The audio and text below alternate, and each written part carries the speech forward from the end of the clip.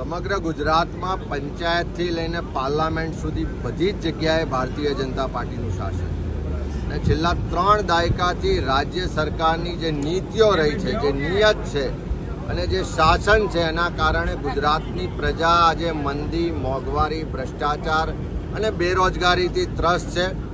આજે ચારે તરફ તમામ વર્ગ વિસ્તારના લોકો સાથે આ સરકાર ક્યાંક અન્યાય કરે છે, ભેદભાવ કરે છે અને અત્યાચારનો ભોગ લોકો બની રહ્યા છે। સામાન્ય ગરીબ લોકોના ઘરો પર બુલડોઝર ચલાવવામાં આવે છે।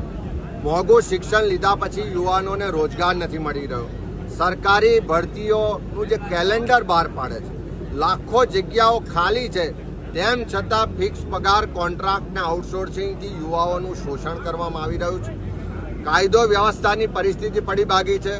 ખુલ્લેઆમ હત્યાઓ થાય છે, લૂંટ થાય છે, છેડતી થાય છે, બળાત્કાર થાય છે। આજે કોઈ સલામત નથી।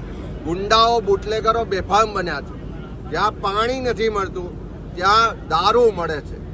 ધંધા વેપાર ચોપટ થઈ ગયા છે। આજે સરકારની નીતિઓને કારણે ગુજરાતનો ડાયમંડ ઇન્ડસ્ટ્રી હોય, સિરામિક ઇન્ડસ્ટ્રી હોય કે ટેક્સટાઇલ ઇન્ડસ્ટ્રી હોય, બધા જ ધંધા વેપાર ચોપટ છે, મંદી છે। ખેડૂતો આર્થિક રીતે પાયમાલ થઈ રહ્યા છે।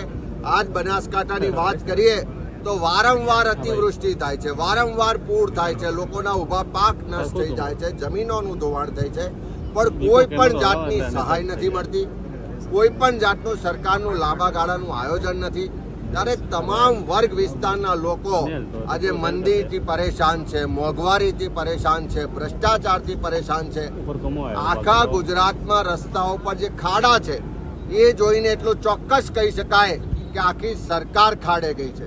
અને જ્યારે આખી સરકાર ખાડે ગઈ હોય, તમામ વર્ગ વિસ્તારના લોકો અન્યાય અને ભેદભાવનો ભોગ બન્યા હોય, હેરાન પરેશાન હોય, ત્યારે આખા ગુજરાતના લોકોના મનમાં જે તકલીફ છે, જે પીડા છે, જે આક્રોશ છે, એને વાચા આપવા માટે કોંગ્રેસ સમિતિ દ્વારા આ જન આક્રોશ સભાઓનું આયોજન થઈ રહ્યું છે।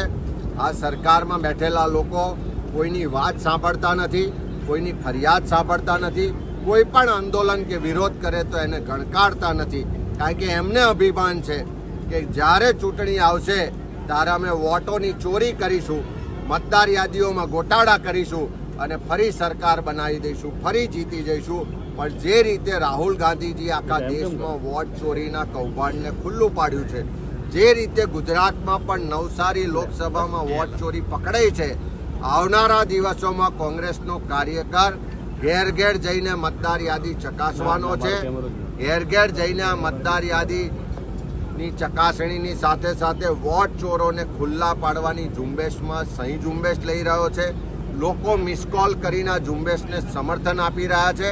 ત્યારે અમે લોકોના પ્રશ્નો માટે વાચા આપીશું, લોકોના આક્રોશ માટે લઈને લડીશું અને આ વોટ ચોરોને 2027માં ખુલ્લા પાડી અને ગુજરાતની જનતા 2027માં વોટ ચોર ગાદી છોડ નારાને બુલંદ અવાજે એકવાર ઉઠાવશે અને સત્તા પરિવર્તન કરાવશે।